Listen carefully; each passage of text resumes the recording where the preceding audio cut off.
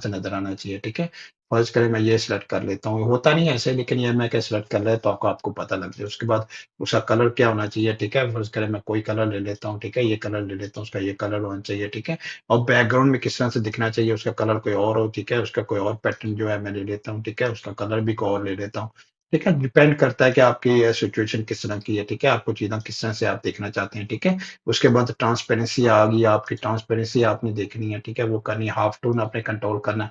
Half tone मतलब कि हल्का-हल्का नज़र आए, ठीक है? अप्लाई करें, ओके करें, ठीक है? तो आप देखें हाफ टोन भी आपको नज़र आ रहा है, ठीक है? और फोरग्राउंड भी कलर चेंज हो गया, ठीक है? उसके बाद आपका बैकग्राउंड भी कलर जो है वो चेंज हो गया, ठीक है? तो आप इस तरह से चीज़ों को ना मॉडिफ़ाई कर सकते हैं, ओवरराइड कर सकते हैं चीज़ों को, ठीक है? मतलब कि डिफरेंट सिंपल ये कह दें कि आप बेसिकली सेटिंग जो है, कलर की सेटिंग्स होगी, लाइन टाइप की सेटिंग्स होगी, लाइन टाइप की विड्थ की सेटिंग होगी, कट पैटर्न